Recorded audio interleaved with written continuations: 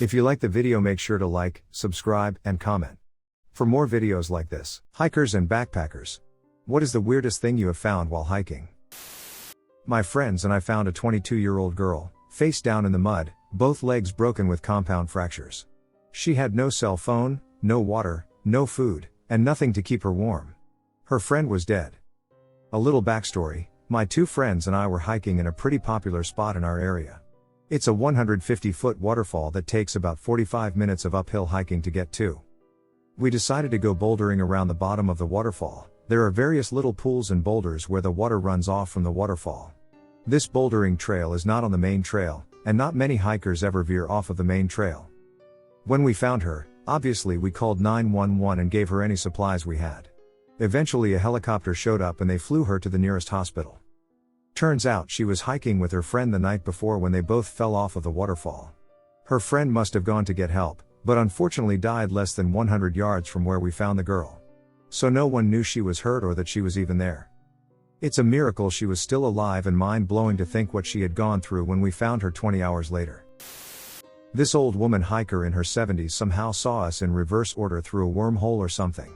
The first time we saw her she said, "Oh, well, hello again." I just passed it off as her being old, slightly senile. Then 30 minutes later, we saw her again, and this time she just said hi as she passed us. I'm not even sure how she got there. She was going the opposite direction of us on the trail both times. The words "per audacia ad ignotum" drawn in the snow in the absolute middle of nowhere, yet no footprints around them. The words were probably a few hours old. The closest translation we could find was "through audacity towards the unknown." Me and a buddy chose some national forest in Oregon specifically for how remote it was. About a year prior a family became lost and the father was never found, although mother and child lived to tell the tale. Anyway, we set up camp around 4 p.m. after getting pretty deep into the woods on a mountain accessed by logging roads, maybe about 100 to 200 yards from where we parked, near a lake. Without much else to do, we started a fire and cracked some beers as the sun went down. Then pickup trucks started going through the woods, slowing down when they saw our campfire. We got curious, and stupid via the beers, and went deeper into the woods. Seemed like a hell of a party was going on. Then we stumbled into a clearing where maybe 15 to 20 dudes were hanging around a bonfire next to a mossy run-down camper trailer. One had a pistol on his hip, another was just chillin' with a shotgun. We're like, oh shit at first, but someone approaches us and acts neighborly and invites us to have a beer, so it seemed okay. They were joking around mostly, some talking about drugs, coke, meth, but there were some older dudes that seemed pretty tense. As this happened, 4 to 5 dudes who seemed to be standing sentry at the camper, which didn't look like it had been moved in a long time, went inside for a few minutes. When they came back out, they said we were faggots and saw us making out. Pretty quickly I got up to head back to our site, but my slower, drunker buddy took a few punches. Then he made it out and started following, and we were sprinting through the forest in the darkness, just hoping to get back to our site by spotting the glowing embers of our burnt-out fire, the whole time with gun-toters in tow. We found our site, and with pretty much everything in the tent we pulled the stakes to toss it in the trunk of our car, when we hear an enraged scream only about 50 yards from us, "Kill the faggots." So we were like, duck it, drop the tent and gear without even saying a word to each other, and sprinted in the direction of the car. We peeled out and thought we were good, but about 30 seconds later some headlights come up from behind us, and I'm like, duck, that's the truck that shotgun dude was chillin' at. So now we're being pursued by crazy gun-toting rednecks with a superior vehicle in unfamiliar forest on unmaintained logging roads in the dark, and the only thing we can do is speed up. I remember looking at the speedometer as we approached a washed-out hairpin turn, and it was moving from 45 to 50 miles per hour, and the truck was tailing us pretty close, like by only a couple feet, and I was pretty sure that we were gonna slide off the cliff and die. Somehow my drunkest buddy managed to power slide that turn and get some distance between us and the tweakers, and we eventually made it to a paved 2-lane, at which point the truck pulled off. We put it together later that the camper was a meth lab, nothing else it really could have been, deep in the forest with armed guards and shit. But yeah, resulted in a drunken high-speed night chase on unfamiliar logging roads, and we nearly slid off the side of a mountain. I was hiking in the Hoh rainforest on the Olympic Peninsula in Washington back in '03. I was trying to do this really snazzy hike from the ocean to Mount Olympus. Well, day 1 is a blast, get everything accomplished. Day 2, fog. Fog as thick as anything you can imagine. I can't get a decent GPS fix, so I'm pretty much blind, but I know if I follow the Hoh River upstream, I'll get to one of the campsites I'm going for. Day goes by, and fog isn't clearing up at all. I get to a fairly big clearing and set up my tent. I grab a power bar and chill out as it starts going to the darkest black night I've ever experienced. I'm seriously a bit unnerved at the whole thing, not scared as much as just anxious. About 2 in the morning, I start hearing this huffing noise. Like Darth Vader without the helmet on. My imagination starts to go freaky, and I reach for my flashlight. I pull the drawstring on the tent a little, very quietly, and poke my head out. Still dark as death. I hear the noise coming from maybe 5 feet to my right. At this point, I'm seriously rethinking my belief in Sasquatch. I poke my flashlight out and turn it on. I'm a few feet away from a massive Roosevelt elk, who'd lost his way in the dark as well. He sees the flashlight, bolts the other way, tags a tree and knocks himself clean out. I laid in the tent until I heard a groan, a bunch of commotion and the big guy grunt away. I was backpacking in New Hampshire and camped out for the night after a day hike. I wandered off from our fire to go take a piss and stumbled upon a circle etched into the ground with tuning forks surrounding the circle standing up straight. It looked like a creepy ritual circle and it bugged me out, so I booked it back to the group. I lived in a national park by myself for 3 months. Several times when I was going back to my trailer for the day, I would hear music like a music box or an ice cream truck. It was always loud and sounded like it was coming from somewhere over my head. One day I decided to look for the source, so I followed the dirt road past my trailer. The music continued. I couldn't tell if I was getting closer or not. I had my eyes on the trees and looked down just in time to avoid stepping on a snake. I scrambled back, but it didn't move. I realized it was dead and it wasn't alone. There were half a dozen dead copperheads stretched out in the road, looking in the same direction. I went back to get my car because I couldn't bring myself to step over them, but by the time I got my keys, the music had stopped and I didn't hear it again. Over the years when I have told this story, many people haven't believed me, but it's true as the sky is blue. Me and my brother were hiking out in our new backwoods. We had just moved into a new house, and we stumbled upon a small open grass field. In the center of it, there was a person with a blue jacket crouched over. We thought it was a friend of ours that we had recently met, so I ran out to meet. I did not have my glasses on, but I got pretty close enough to see that it was a grown man leaned over the carcass of a deer, stabbing it with an unsharpened stick. He looked up, and saw me.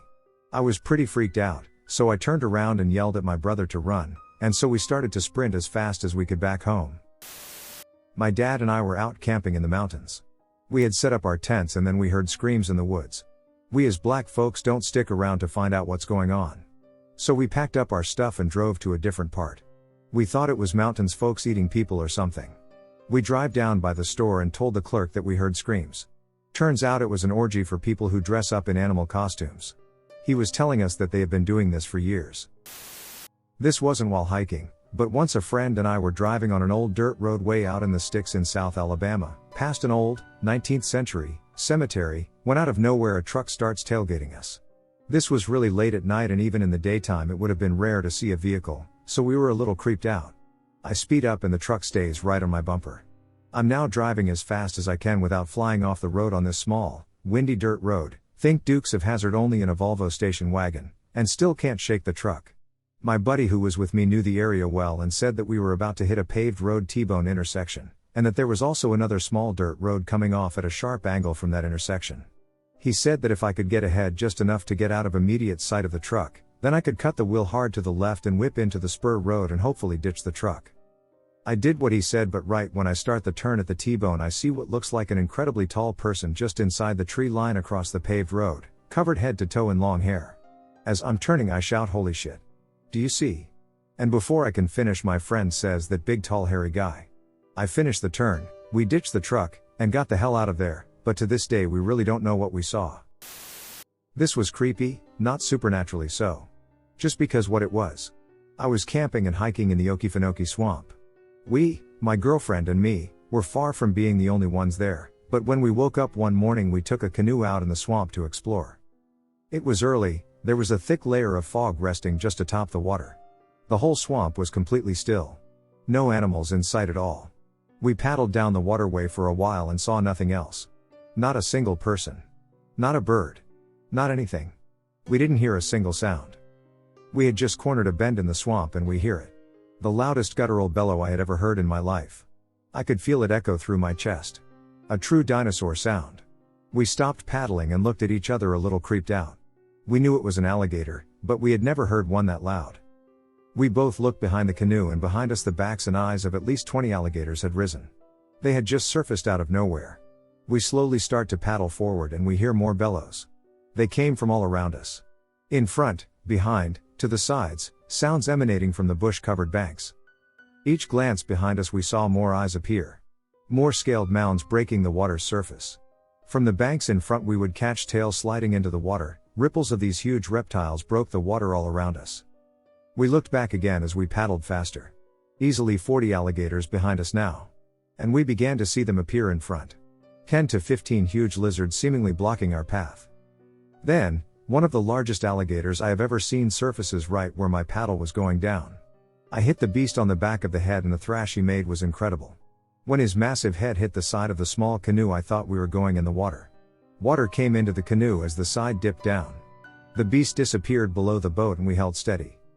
We paddled forward as fast as we could, right into the dotted landscape of scales and eyes. Behind us, that same guttural roar echoed through my body. As we cut through the field of eyes and backs, we started to see the path clear. The huge monster that had almost capsized us bellowed one last time. We turned as we made it past the last of the animals and we could see the monster staring at us. Watching us leave. All the other alligators began to sink to the water's floor. The big guy stayed there watching until he was satisfied we had gone, I guess. Then he disappeared without a sound, back into the black murky depths of the swamp. We banked the canoe further up the waterway, got out and just sat around for a while taking in what had just happened. A few summers ago I was canoeing in the Boundary Waters with some friends. A few days into our trip, at least 2 days of paddling from the nearest entry point, we found the creepiest campsite on an island. There was brand new, abandoned camping equipment everywhere, like a sleeping bag and camping pad. Throughout the campsite sticks with the ends charred had been stuck in the ground. In the remains of the fire was a heavily charred toothbrush, along with the remains of a wallet, glasses, papers and some clothes. The creepiest part was near the edge, where a single petrified moose altar had been wedged between some boulders and surrounded by charred sticks in a circle. We got the hell out of there and as far away as we could before night. One of the creepiest things I've ever seen, it looked straight out of a horror movie. I can't remember the name of the pass, but we were crossing the mountains from Nevada into California on our way to Yosemite to hike Half Dome. There was place in the pass where a couple of abandoned buildings stood, an old house, an old motel, lots of trash-like appliances, bicycles. We pull past the abandoned small town, which was very eerie at dusk, and drive up a road to the top of a small hill overlooking the town and the rest of the mountain range. It was a very pretty view, but the sun was setting fast, so we threw up a shade for some cover and set out the rest of the cots and bags to sleep under the stars. My younger sister was especially creeped out about sleeping under the stars up the hill from a spooky empty motel. The next morning, my dad called me over to a spot 5 feet from where my sister was still sleeping, behind a medium-sized bush, and pointed out a grave. It was one of those Old West-looking graves where the dirt is piled high and the cross is made from found wood nearby. My sister freaked out when we showed her. Several years ago a friend and I were hiking along the Add in North Georgia and we stopped on a baldy hilltop overlooking a scenic valley with pines and dogwoods along the bottom by a creek. It had been overcast all day and rumblings of thunder but no rain. I was looking down at the bottom of the valley and suddenly all the trees in one spot started shaking violently back and forth and then the cloud cover above it dropped like a ton of bricks. It was a moment I will never forget. It looked like the clouds in an area of 100 square meters just fell out of the sky and slammed into the treetops at the bottom of the valley. Branches, leaves and debris exploded from the trees like something from Lost or King Kong the First was expecting any moment for giant gorilla to come bounding out of the tree cover. Then a small funnel cloud formed right above it. Keep in mind we are about 200 meters away on the top of a bald-ass hilltop. Luckily the tornado petered out after only a few seconds and we got the duck off the top of that hill and down the other side into tree cover. I was so amped up on adrenaline I had to drink about 4 or 5 rusty nails that night to go to sleep. Very awesome experience that I will never forget. We are small and insignificant compared to Mother Nature, we control nothing. Not something we found per se, but saw rather. Traveled up to Standish, Michigan last fall, was dark by the time we got to the parking lot. Grabbed our packs and everything we needed since we had to hike to the first campsite for the first night. Standish is bear country. I was point, and it was around 11 o'clock at night. Headlamps on and we're hiking through the forest and I look to my left and see a pair of glowy eyes staring back at me not 15 feet away. At first I thought it was another human being, nearly shit my pants and started yelling, "Whoa bear, get the duck away from us." Everybody else starts shining their lights on it and it was visible that it was a black bear. Didn't sleep all that easily that night, and putting up the bear bag made me very anxious since it was just 3 of us doing it. I was hiking in Southern Virginia and came to a shelter. At this point it was about an hour until sundown, and 2 other hikers had already set up camp and gotten a fire going. So, I decided to sling my tent up and make some dinner. I never sleep in those funky shelters. Anyway, at some point I noticed that there is a guy in the far back corner of this shelter. It looks like he is sitting facing the wall, but it's hard to tell with him being in the shadow of the corner. I didn't think much of it, I was hungry. So I'm sitting there munching on my shitty rehydrated dinner as the sun is going down.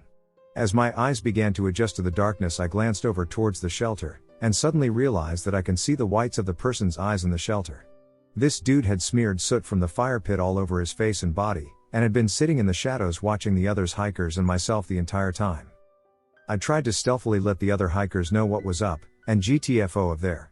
I walked a few miles further down the trail, and then cut to the side and hiked about a mile off the trail before I felt comfortable setting up camp. One night, when my family was camping in northwest Maine, we watched lights run under the surface of a lake for what seemed like hours. We were hundreds of miles from civilization on a perfectly clear night, and we all just stood frozen at the top of a hill watching what looked like motorcycle headlights run under the lake. To this day we can't find a description of any natural phenomenon that matches what we saw, and we all get goosebumps when we talk about it.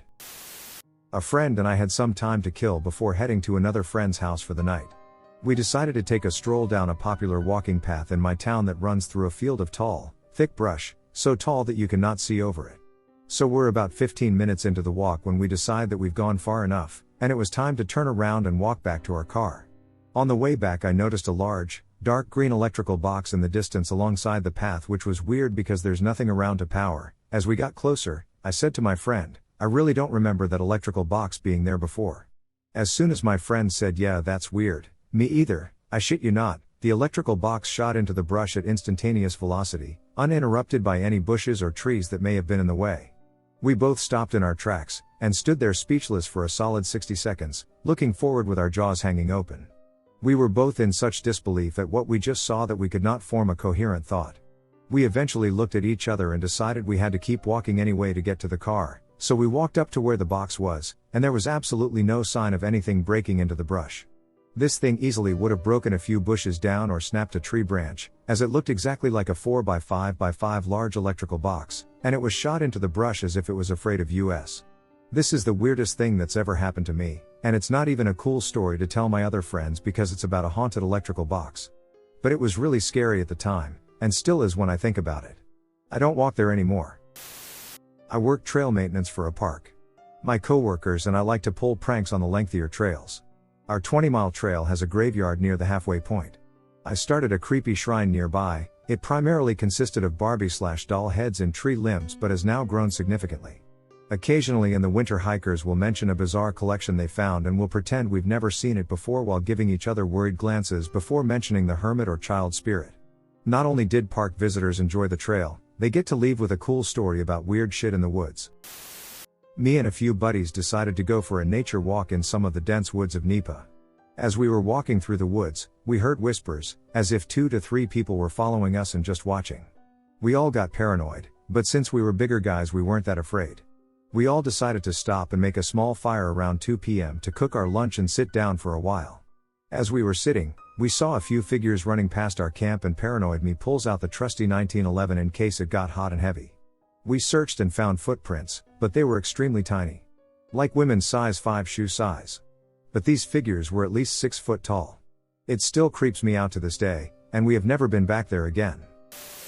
Not necessarily weird, but pretty intimidating because of what happened. I was leading the group of people I was hiking the at with. I really haul ass on ridges, so I had a pretty good pace going, faster than most people walk in a city rush. All of a sudden, I noticed that the root maybe 3 feet in front of me was not a root. It was a rattlesnake. I screeched to a halt. But Buddy behind me had no warning and bumped into me, sending me right towards it. To make matters worse, it was right next to a tree, so I glanced off of that. That's why I assumed it was a root. I sort of leapt over the snake, and everyone else stopped and then went around. It was fortunately docile before I leapt over it, and only moved after we were all past it, and the one dumbest got way too close with a camera and pissed it off. I was on a long road trip with a friend about 2 years ago when we stopped in an incredibly remote area. It was a huge forested area on the coast with a military base tucked away somewhere in there. My friend and I decided to go for a hike at about 9 p.m. It might seem like a stupid idea, but the area wasn't exactly mountainous. It was a pretty bright night and we were well geared, so if we got lost we could have easily waited out the night. We sort of forgot that it was Halloween until we were halfway through the hike, talking about how big the moon was. A 20-minute walk away from the empty car park, and approximately 20 to 30 minutes drive to civilization. As we walked we could hear thumping, but we disregarded it as kangaroos. It was scary at first, to hear something that big go racing past in a dark blur, but it happened so often we got used to it eventually. When we neared the coast we could hear the waves rolling in. We searched around for a way down to the beach when suddenly we heard something different. There was a steep descent on one side of the path, and we could hear something big climbing up it from the water. Branches were snapping and you could hear heavy breaths as it got further and further up. My friend turned to leave when we heard a man's voice say shakily, "Hello?" My friend looked at me and shook his head and backed away silently. I'm instinctively curious. "Hello?" I called back. "Is that the path?" Holy shit. Somebody had fallen off the path on the way to the beach. "Yeah, we'll pull you up." Using a broken branch we pulled him up to the path. He stood up, thanked us and said, "Have you seen my friend?" No. I'm sure he'll be around. Thanks guys." And with that he walked off. We went to the beach, skipped some stones, and on the way back we saw him again standing on the path with another man. They were just standing there talking quietly. We passed, said good day and received a mumbled reply and walked on by. When we got to our car there was a Ford WD parked not far away. There's no way we could have missed that, it was right in front of our headlights. Where did he come from and how did we pass his friend? How did they get split up? Who ducking knows? One late summer day in 2000, a friend and I went into the woods for a hike. These were woods that I had walked with my family as a child, so I was somewhat familiar with them. I remembered while walking with my friend that there was a cave in the area, somewhere near a creek. We decided to find it, so we picked a creek and followed it for hours. I was sure we were close to it, but we gave up and left before our daylight ran out. About a month later, the local paper reported that a man had been arrested for allegedly murdering his mother. He had been on the run at the time my friend and I went hiking, but we thought nothing of it. The man had been hiding in the cave. Probably way too late, but this was a pretty good one. A few years back, I was about 12 at the time, 21 now, my family decided to take me and a bunch of my friends up hiking and camping at a spot we go to often by the river. However, a few months earlier 2 women had been murdered, shot, on a different trail a few miles up the highway. So I was a little skeptical in my 12-year-old state of mind. But we went anyway. That night we camped on the rocky beach between the river and the woods. No one else was in the area and all the cars we had seen had left before dark. At about 10 o'clock in the pitch black we began to hear chopping noises from the woods, very loud and really close. Our dogs started freaking out, and all my friends and my sister and I were pretty nervous. My dad, however, had balls of steel and decided to circle the area and enter the woods from the flank of where the noise was coming from to see what was up. I was very nervous and our dogs were continuing to bark. When he got into the woods the chopping stopped and did not pick up again until he returned to our campfire. We left the next day and never found out what it was. There used to be this old quarry that we would go to in high school to jump off the cliffs at. Lots of fun. Anyway, it was in a fenced-off area of land that was roughly 400 acres. Not normal wood fence either, like big chain-link fencing. The place had several abandoned boarded-up homes in it. We decided to start exploring these one day before we went swimming. We went inside the first house and didn't find anything. It was really dark inside and we didn't have flashlights, so we moved on pretty fast. We drove further down the road and that's when it started getting weird. There was an old barn there, so we decided to explore a bit. There was all kinds of stuff spray painted on it like "This is hell and the devil lives here." Nothing too off-putting, but it changed the mood a bit. I walked into one part of it and there were these large pools built up made with black tarps and cinder blocks. They only had small openings so you couldn't really tell what they were for, but it was pretty freaky. That's about the time I heard my friend screaming in a back room. I ran back and just saw him standing there pointing, saying "Duck, duck, duck" over and over. I looked at what he was pointing at, and there sitting in the middle of the room, in this abandoned barn, was an electric chair. It had thick leather straps for the wrists and ankles and some big metal thing that goes on your head. It looked like there were more rooms behind this one and we had only looked at one level, but we got the duck out of there after we saw that. My brother and I once stumbled upon an abandoned Boy Scout or church camp, amphitheater, bunkhouses, chapel, mess hall, everything. This place looked like it had been abandoned for decades, and was actually really cool. When we got to the girls' bunkhouse though, it was like a nightmare funhouse. Somebody had gone in and painted each room with freaky clowns covered in blood, dismembered children, gruesome murder scenes, etc. The paint was really fresh and looked like it had been put up maybe a couple months prior, and one room had about 3 dozen packages of ground meat on the floor, the contents of which were smeared all over the walls and words like filth and darkness were written in blood. There were empty beer and Smirnoff bottles all over the place, and the common area had a makeshift stone fire ring and soot all over the ceiling. My guess is a bunch of juggalos or something. It was pretty freaking weird though. I live in northern Maine. And there is a lot of scary stuff that happens up here. About 150 years ago there was a serial killer who was a Canadian man of the name Jim Collins. He was lynched by a mob of people and they hated him so much everybody stuck pins in his body after he was hung. They then went on to bury him in the swamp/town dump. Which is a 40-minute walk from my house. So, I was 12 years old. I went hiking out in the forest with my brother. Eventually came across this extremely old shack. Never seen it before and we always played down in the forest. And not knowing the stories and being quite innocent, we just went inside. The building was probably about 9 feet by 9 feet. Inside there were a lot of old axes that were rusted. Everything else was covered by moss. But there were dead dogs and cats all over the place. Clearly murdered and dissected. Kind of getting sick again just thinking about it. Anyway, all of the sudden we hear knocking from underneath us and we hear what sounded like run. Being young we panic and freak out and run as fast as our legs would let us back home. Got back to our house and told our parents what we found. It really bothered my dad, so he contacted the police to figure out what was going on in that area. When the police showed up shortly after Dad's call, they apparently caught a bunch of satanic people performing a ritual. Apparently it was a place where the satanic group, mostly 20-30-year-olds, went to sacrifice animals, mostly kidnapped pets, because they feel the evil energy the man who died there. What's crazy is I found out as I get older that the last person Jim Collins ever murdered, he killed with an axe only after he yelled at the guy outside to run while slapping the floor. Apparently they were police officers too. With the sheriff and the deputy was the one who got away. Running through that same exact forest. Anyways, apparently the group who was performing the rituals only got there less than 10 minutes after we left. So yeah.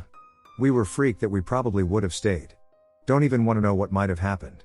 Wish I had pictures of the places, but the city had to demolish shortly after the incident.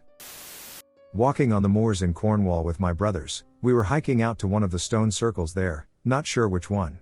So we crest this little hill, and find my geography teacher and 4 other men and women dressed head to toe in long black robes, praying over the skull of a sheep, right in the middle of this stone circle. Awkward standoff, much clearing of throats and shifting around. We pretty much hit reverse and forgot we ever saw it. My mother, brother and I used to follow my dad around the country while he fixed helicopters to be used for fighting fires and other Forest Service stuff. I think this was in Idaho. Anyways, a bunch of these Forest Service guys ended up leaving the main camp area, which was pretty well off the beaten path. I don't remember why they left, must have been a hike or something. Anyways, they got a little bit lost and it ended up getting dark. At the time, mind you, I was young, but I was at the main camp and there were walkie-talkies everywhere, so everyone heard what was going on. They trekked onward, back to the general direction of the camp, and then they saw some glowing eyes reflected back from their headlamps. And then some more. And then some more. As it turns out, they had walked into what was essentially a mountain lion den. Not really knowing what to do, and not wanting to turn their backs to run, they sat down where they were, 4 or 5 or 6 of them, backs to each other, and stayed up through the night with these things just watching them, radioing the camp occasionally to confirm they were still alive. As soon as dawn broke, the guys sent out a helicopter to find them and get them out of there so they didn't have to walk out. Luckily it has a happy ending and makes for a good story. I'm actually going to ask my dad about it tomorrow if I remember. I don't think he's still up right now, to get more details. I'll update if I happen to remember. My parents had recently moved from the city out to a small acreage south of Calgary, Alberta. Their place is nestled in between 2 rivers a mile or 2 from where the rivers meet, so there is a lot of crown land to explore. I was exploring the river banks with a girl I liked at the time. We had been walking for a few hours before we found a nice clearing in the trees.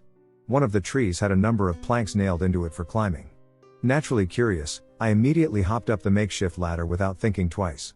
I had climbed a few rungs by the time I looked up, and not a foot above my face hung a severed deer head. I jumped right down on my friend and I got the hell out of there, suspecting whatever rednecks did that might be coming back. I posted this somewhere else before, but I copied it to here because I think it's relevant. I went hiking in some woods/falls near where I grew up when I realized I had to pee. I was alone near the top of the falls, but I still walked around some rocks to get some privacy. Behind the rocks was a small clearing and some guy was laying on the ground. I was confused and thought maybe he was homeless, so I just walked away. About 30 minutes later I decided that I should check and make sure that the guy wasn't dead. Now by this point things in the clearing had changed. The guy, who had been fully clothed and laying on the ground, was now naked, strapped to a tree, and maybe, even now I don't know for sure, dead. I froze. Finally I took a step back and I saw a guy behind the tree in the process of finishing strapping him up. I was 16, alone, supposed to be in school, and didn't have a cell phone. Immediately I threw up and then I ran like I have never ran before. Lots of kooky American hiking stories. Geez, you guys have some weirdos in the woods. This one's slightly different and Australian. Hiking in the north of Australia, where there is a very strong Aboriginal presence historically, rock art and remnants, and modern day, so can't disclose exact location. Let's just say it was in the top end of the Northern Territory. Bit of background, I was on a 22-day remote hike, one supply drop, no roads, no trails and very difficult terrain. Waterfalls, rainforest, savanna and treacherous sandstone country. On around day 18 I was heading up a creek and it had been raining all afternoon, so the creek was rapidly swelling. At this point we were probably 150 kilometers to the nearest dirt road, much further than that to a settlement. The kind of country you really know very few white feet have ever trodden on, really humbling. Made camp on a nice sandy beach, sandstone remember? And then went for a swim and a scout around camp, mainly to see what rock art was in the area. I head up past my immediate waterfall/swimming hole and find a beautiful pool with a waterfall tumbling off a low undercut sandstone slab. Naturally I swam across to climb under the slab and get behind the waterfall. The crevice under the slab is perhaps 1 meter high, just high enough to scramble and sit under. Water flows underneath as well, but mainly over the top of the slab and in front of me. I'm lying back with a friend looking out onto the pool and water cascade when I notice something on the ceiling. It's rock art. Under a waterfall with flowing water? Now this is quite unusual as people never really painted in places like this as one, it's a spooky cave and two, it's under a waterfall in an area that gets massive floods and likely to be damaged easily. Its location immediately makes me think it's something strange, and as I digest the artwork in front of me that increases. I'm looking at two odd skeletal things, long bony fingers, rib cages visible with outlines around them, each around 1 meter in diameter. I'm thinking there's something to do with sorcery/black magic art and am being suitably creeped the duck out, when it dawns on me what they probably are. These little bony figures are babies, the outlines surrounding them is the amniotic sac. I'm looking at ancient paintings of dead babies/stillborns. Under a waterfall. In the unbelievably remote and spooky wilderness. I decide to quickly side with custom and get the duck away from the obvious women's place, but not before I confirm by having quick look nearby. Indeed, to the side of the waterfall, in a more traditional place for rock art I find birthing painting. Adult women and healthy children painted. My dad was hiking/stalking, they were in their military grade ghillie suits, with 4 friends near Long Beach, WA. It was absolutely miserable weather, pouring down rain, when they found this creepy shack in the woods. It was situated by a gravel road, and on the road about 10 red cars were lined up, only red cars, and a huge bonfire was blazing outside the shack. They crept up closer to the shack, and they heard voices. The door then opened and they hid in the brush, and out come about 20 naked people who start dancing in a circle around the fire like a witch party. One of the guys took a break and pissed on the bush my dad's friend was hiding in. They waited a few minutes and snuck out through the woods. They have never gone back. Not saying satanic cult, but all red cars, creepy shack, bonfire, dancing around said bonfire while naked during a storm. Did I mention the place had no address either? I've spent various stretches of time backpacking and camping throughout the US and seen some strange things. My brother and I came across an abandoned trailer town, of sorts, that scared the hell out of us. We also came across a rundown town, really small, out in New Mexico that seemed to have one person living in it. We based that on the fact that there was still some food and supplies there that were fairly fresh, perhaps just a few days old. Spent a couple days there trying to find the person, just to find out why they were staying in the town. Never found a person. We found the skeletal remains of an unknown number of deer, ranging from bucks to fawn, ensnared in a barbed wire fence that encompassed a 10 by 10 area in the Ozarks. A few of the skulls topped the fence posts, and there was one post in the middle of this area that had decaying deer bodies, looked to be 2, but there were only 6 hooves jutting out of the wreckage, wrapped around it. We found a dummy hanging from a tree while in the Yukon Territory of Canada. Literally out in the middle of the woods. No reason for it, as far as we know. A few years ago, I was hiking somewhere on the border of Montana and Idaho. The exact location escapes me at the moment. I was with my uncle, and the hike was something like 6 miles in, 6 miles out from to a lake. Keep in mind, this is a very remote area. To even get to the was about a 20 to 30 mile drive and on dirt/logging roads. There were no other cars at the and we didn't see anyone on the trail the entire day. On the hike in, we noticed a makeshift camp set up along the trail to our right. This was by no means a designated camping area. It just happened to be enough of a clearing to pitch a tent, and have a small area to walk around in. The camp looked somewhat disheveled, and there was nobody in immediate sight. We continued on to the lake, ate lunch, and headed home sometime later in the afternoon. On our way back, the camp was now to our left. Now that we were headed in the opposite direction, the camp came into view much sooner along the trail than it did on our hike in. It was a few minutes until we actually reached this camp. I had a very eerie feeling now. From this direction, I could now see that the tent flap was unzipped entirely. I found this strange, and scanned the camp for its residents. By the time we reached the camp, nobody had appeared and I decided to yell out to anyone who may be in the camp. Maybe to say hello, maybe to see if anyone needed any help. I just had a strange feeling that something was wrong here. At this point, my uncle was very much freaked out and was trying to continue walking along without incident. I yelled out 3 or 4 times towards the camp, each time walking closer and closer to the tent. I got no response. I stood a few feet away from the tent, and scanned around the hills, and there was nobody in sight. The camp looked exactly the same as it did on our hike in. Upon further inspection I could see a few items strewn about the grounds beyond the tent. But my first stop was definitely going to be the tent. I thought for a few seconds and pondered exactly what I may find in the tent. I was scared of waking someone, but more scared of finding someone who may not be able to wake up. I crept closer, my uncle reluctantly following about 10 paces behind. I yelled a few more times. No answer. I push aside the flap, and there's nothing but a sleeping bag, laid out perfectly as if someone had just unrolled it. Keep in mind, this is a very nice tent. Perfectly assembled too. Nice vestibule, spacious, and sturdy. It struck me as odd that someone with such a nice tent would have been so foolish to have left their tent unzipped. So I stood, and scanned again. This tent was a few hundred feet away from a very small water source. There were various items, as I said earlier, every 50 feet or so. I noticed a Ziploc bag on the top of a boulder, right next to the stream. I headed over there and found that it contained several strips of uncooked bacon. Again, strange. My thoughts were racing and I had an overwhelming feeling that I was being watched. I put the bacon back where I found it and looked around again. Nobody was here. We hadn't seen anyone all day, and this camp looked exactly the same as it did in the morning. Who in their right mind would leave this bag of bacon sitting right here? Who would even bring bacon into a place like this? And how? There was no ice chest, not even a car at the Why would you bring food like that into an area where there are mountain lion as well as bear? There wasn't even a stove, or any cooking utensils in sight. This was a very barren camp. My thoughts began to slow down and I looked to my feet. I saw several shell casings and several rounds to a .45 caliber handgun. This was the icing on the WTF cake. My uncle insisted we leave immediately, and at this point, I agreed. We hiked rather quickly out. Counting paces, I calculated that the makeshift camp was about 1 mile from the I still have no idea what could have happened at that camp. Still freaks me out. But it makes for a very good story. When I was a venture scout, my crew and I went to New Mexico for a backpacking trip. On the 8th day in, 2 other guys and myself had to go fetch creek water that was 2 miles away, or so the map said. We've already hiked around 6 miles that day, so by the time we set out it was getting close to sundown. As we made our way to the creek, we came to a fork in the road and had to consult the map. The oldest of us was on watch duty in case any feral animal came upon us and we needed to hightail it out there. Well, while me and my other friend were figuring out which road to take, the watchman taps us on the shoulder and tells us to be quiet. We shut up and looked to where he is pointing.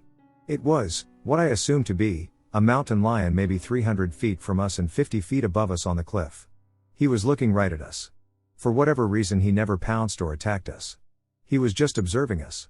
We carefully backed away from him, and once we thought we reached a safe distance we just calmly hiked away from all the while our hearts were pounding. In the end, we got the water after being observed by what we thought was a mountain lion. Scared poop less. Not found but witnessed. I was doing my annual road trip through New Hampshire and Vermont, USA, during the prime week for fall foliage. This trip, I invited my dad with me, in order to get him out of the house and to try to help his depression. It had rained all day long, but we finally reached a scenic waterfall. Soon as the waterfall was visible, we saw a few other people. As I looked towards the top of the waterfall, I saw an elderly man had crossed beyond the wooden guardrails and was trying to take a closer picture with his little point and shoot camera. At this moment, he slipped and fell in. It was a 3-tiered waterfall, Sabate Falls, gushing literally hundreds of gallons of water per second. I instantly screamed, "Dad, Dad, someone just fell in."